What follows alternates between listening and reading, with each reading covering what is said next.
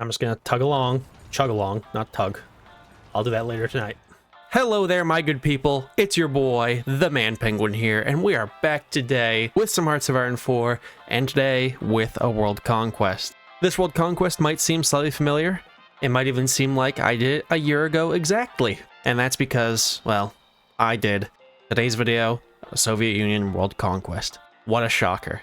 The reason I'm doing this is because I've got a lot of questions over the year about the Soviet Union World Conquest. I mean, I made a whole entire Soviet Union tutorial, and I've had people just ask me how I did it. And I've explained it through comments and stuff, and I've tried to explain it through videos, but the game's a year older, there's been some new DLCs, certain things have changed a little bit, so I figured, you know what, why not just come back to it and do the World Conquest over again, but in hopefully a little more detail. So that's the goal of the video today, so let's hop straight into this. Iron Man mode is on, historical AI focuses are also on, let's go. Immediately we start out as the Soviets, and nothing is different than any other Soviet Union starts than the division names. Pupak's World Conquest Division, Sparky's Soviet Tank Division, Yeloviktin's Purge Division, and Bodhi's Motorized Rifle Division. But everybody pretty much knows, you know, how the Soviet Union starts out. We start out somewhat decent, not great, but not terrible, and I'm going to immediately build military factories. Because we're going for a world conquest, I'm not worried about long-haul civilian industry stuff. I only want mill factories. Obviously, my research mostly going to be focused on production stuff, but I will get range improvements for my planes. Not that useful, but better than nothing. And speaking of planes, that's where the vast majority of my production is going to go. Into my fighters, and when I do get the chance, into my CAS. Now, besides them, I do want to produce mostly tanks. I will produce a little bit, a very small amount of infantry equipment, or not like a small amount, but enough to boost my army up a little bit. And the focus I'm going to take is actually going to be transpolar flights. You don't have to follow the focus tree exactly the way I do it. I'm just doing transpolar flights to expand the aircraft industry and foster flying clubs to bring down that Soviet Air Force debuff a little bit. Probably do a little of the industry stuff, but obviously you're not going to be able to do any of the 5-year plans. And then I'll focus on the purges afterwards. The army, I literally just put it on a garrison order in areas with high supply. That way it's not just sitting around losing supply constantly. And again, I almost forgot. Move your navy out. Just get them out of the Baltic Sea and the Black Sea. You don't want them to get stuck. And just stick them up in Murmansk, because you'll need them eventually. And make sure to change your fighter design, because basic Soviet fighter design is not very good. I forgot to do that, but it shouldn't be that big of a deal because my production of fighters is so great. And honestly, the reason I'm spamming fighters is to deal with the Germans, who don't have a very large fighter air force. Obviously, having the fighters is also going to be useful against the Allies in the future, but you do need a good air force to defeat the Germans this early in the game, because their army is arguably better than yours, and they have a lot of CAS. With foster flying clubs done, I'm going to very quickly grab heavy industry. Purges aren't that important, but I don't like them, so I am going to forge satisfactory reports. And then I'm going to save the rest of my political power for partial mobilization. There are better ways to do the Soviet Union World Conquest. Like, I know you can get it done in like a year with left opposition, but we're sticking with Stalin today. And as such, we're going to immediately start justifying on Poland.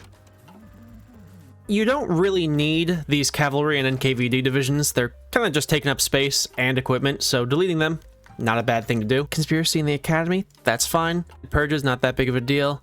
And I am doing agitprop. I'm actually kind of rushing agitprop a little bit. Oh, and don't be afraid to purge your navy. Obviously, they're the biggest guys to purge, because they're kind of the most useless to you. Not completely, you know, no disrespect to the navy, but it's mostly just made up of seamen. Alright, my war goal on Poland is done, so my planes are training, but I'm going to stop that. I should have trained them earlier, but I didn't. I'm going to immediately declare war, and then I'll just start pushing the Polish where I can. The tanks have made a nice breakthrough down here in the south. Use them to rush around the Polish lines. Warsaw has fallen, and that's just because they don't have the divisions to stop me. And now I'm just walking around the rest of their lines, hoping that eventually I'll cap them. Casualties, not too bad, 20,000, 98. Equipment, not too bad either. I'm not actually producing any artillery. I forgot to take that out of my division. I'll worry about that later. There goes Poland. I'm just gonna annex their asses, take their ships, which they probably have like 5, I think, and be happy. And to celebrate taking Poland, we're doing the first Moscow trial and bringing traitors to justice. Now we'll secure our administration. And actually, by secure administration, I mean we're going to do collectivist propaganda. And I'm going to start justifying on Germany. Unfortunately, I let the purges go a little too far, but Tukhachevsky was going to get purged anyways. I'm going to let him go. Not ideal, you know, you don't really want to let the purges hit your army, but when they're sort of unimpactful like that, it's not so bad. My war goal is done on Germany, and just before I go to war with Germany, I would like to show off what my production lines look like. It looks like this.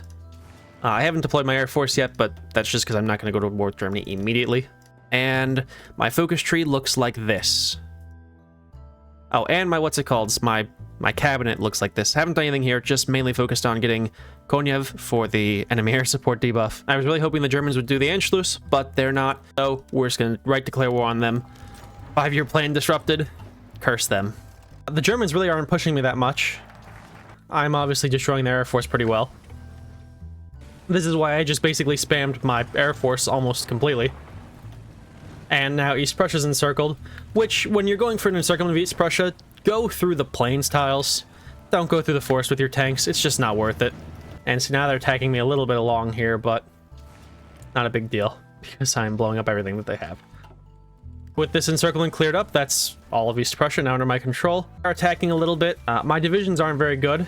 Actually, my infantry, and I'll show this off really quickly just so you guys know what I'm invading with. My infantry, just freaking 18 width, nothing special about them.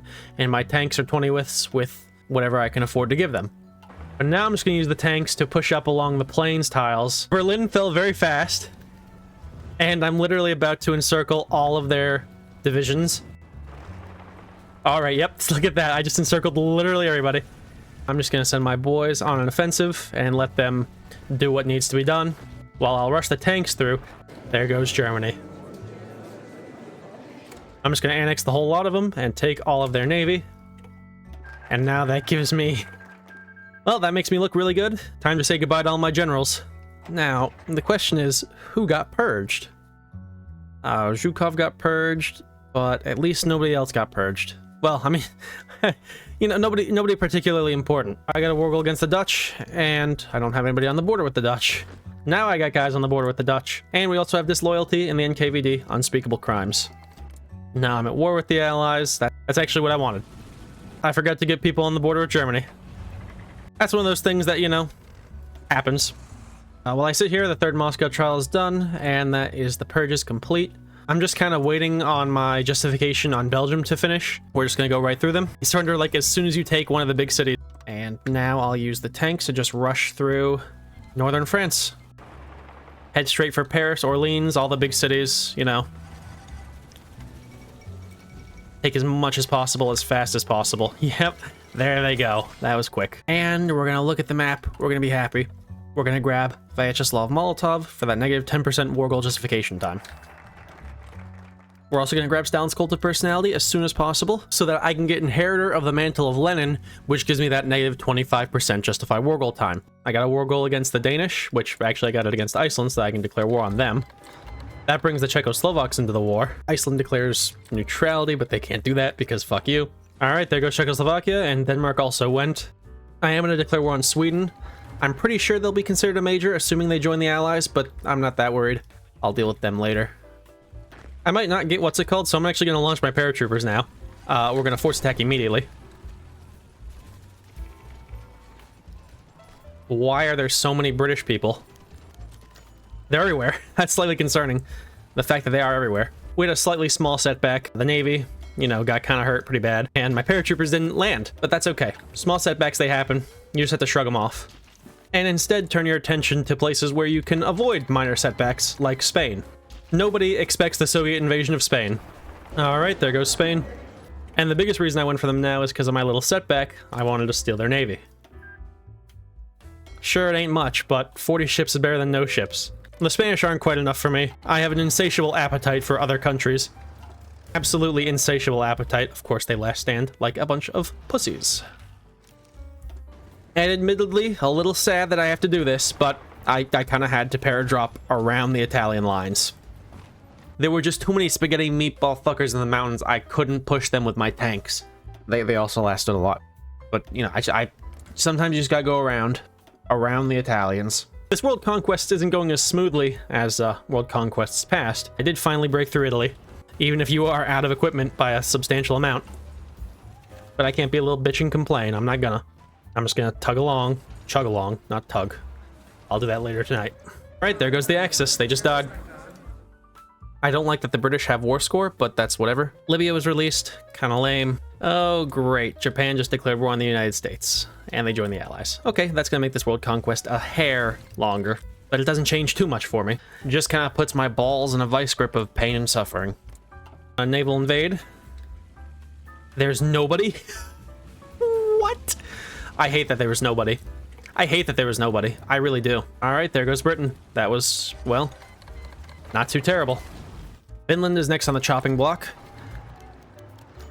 I'm just gonna, you know, go through Finland to get to Sweden and Norway. And while I do that, I'm just kind of justifying war goals on countries around here. Unsurprisingly, Finland didn't last long. Scandinavia went pretty nicely. Took some time and a little bit of casualties. Casualties have been pretty tough. But that's okay. Don't care. Huh. I did not see that coming.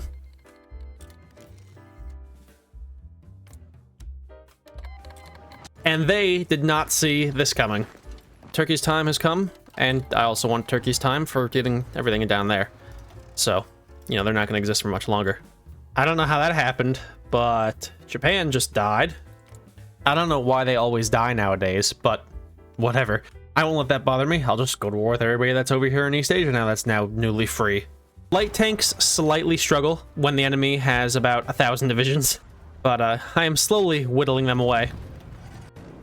I don't know how I'm attacking through impassable terrain, but I don't care. I'll take it. But oof, they got a lot of divisions over here in East Asia.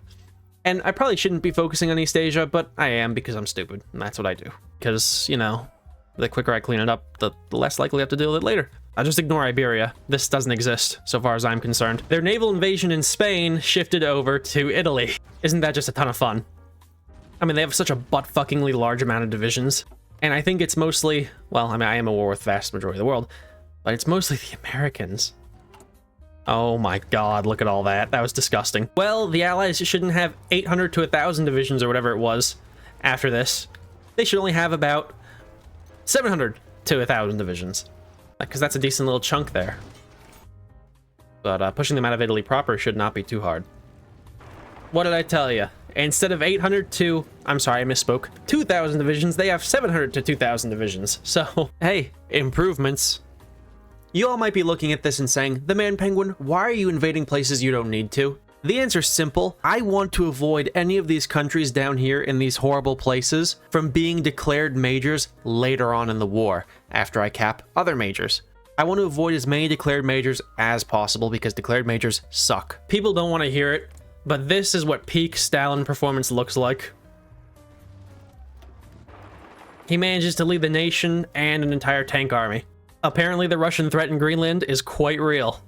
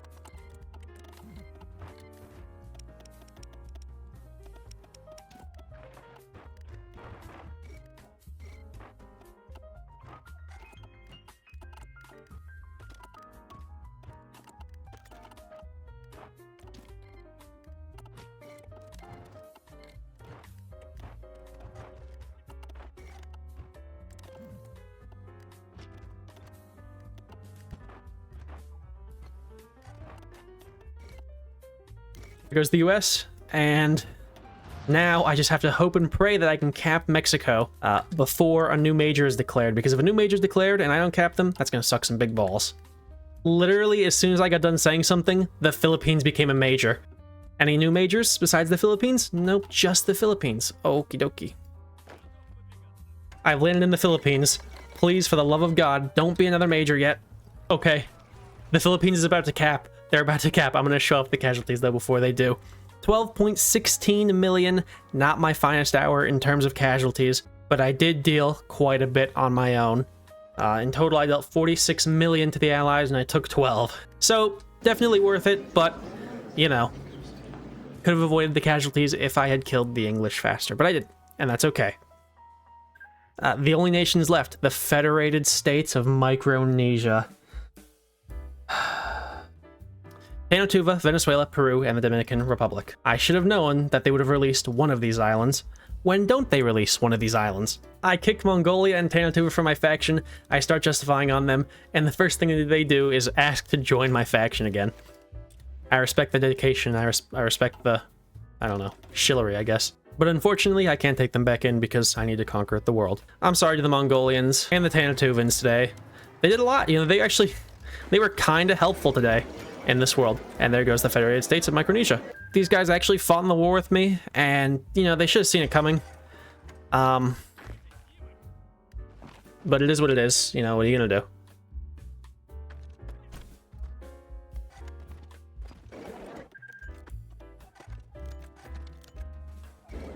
Their sacrifice was not in vain. Got one country left.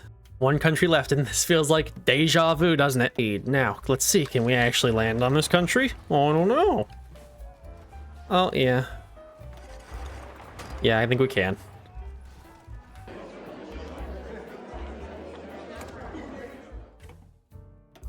And there you have it. The Soviet Union World Conquest 2 Electric Boogaloo. Done. I did it again. 1949. It was like just the day before August 1949, whatever that is. And that's it. I mean, I have not much else to say other than that. I hope that this comes out the way that I want it to. A little more in-depth, a little more explanatory, at least on the early stuff. I didn't do this perfectly today. I didn't. You know, perfectly you'd want to cap the Allies way before the Americans joined, but it didn't really bother me today because, well, I just justified on literally everybody in the world. I will mention Molotov and Inheritor of the Mantle of Lenin are very useful for justifying. And I mean, industry-wise, I mean, you just saw what I did. I just built mills. I built mills all game. Mills and, for a time, rubber. I did get around to building a navy later on in the game because I kind of needed one and it was cracked. Carriers, heavy cruisers, destroyers are unbeatable. My air force was always different, but I've talked about the different types of air that I use, but this is my modern small airframe. That's what it was. And my tanks basically went unchanged throughout the entirety of the game. They were terrible. They were terrible. But they got the job done. Do I need to mention anything else? I don't think I do. So I'm going to call the video here. Thank you all. Oh, CAS. Use lots of CAS. That's how I did it. Thank you all so much for joining. I shall see you all in the next video, which may or may not be another world conquest. I don't know. New Zealand is not around the corner. I haven't even started it, but I'll get to it eventually. But until next time, thank you all so much for joining, and I shall see you all in the next video. While editing, I remembered that I almost forgot to mention this. Land doctrines. Stuff like this. Living off the land. Victory or death. And then everything else doesn't really matter. Centralized control and air survey crews. But my land doctrine was just basic mass assault. I didn't change anything about that. Field engineering, mobile infantry, armored spearhead, deep battle. Now, really, you didn't need any of these. I didn't need any of these for this world conquest. I didn't get them till I was like in full swing war with the Allies. I didn't have them at all, really, for the war with Germany. I didn't get them till later, and my air was airspace dominance, pinpoint strikes, theater interdiction, and carpet bombing, which, again, didn't hardly ever use, and my naval stuff was this. I mean, research-wise, I just researched stuff that I needed to research. I kept up to date with what I needed, and I spammed research when I needed it. I really didn't do any decisions that would waste political power or anything, so I didn't build any of the national academies. I did agate prop until I didn't need to anymore. And I did prospect for some resources, but honestly, you don't need to do that when you could just go to limited exports or closed economy. Oh, I did do some experimental facilities, like obviously turbojet engines, supersonic jets that never finished, didn't need them, and I did a couple land warfare things, but I never used them. So, until next time, thank you all so much for joining. I hope you all enjoy. I shall see you all in the next video. Peace out.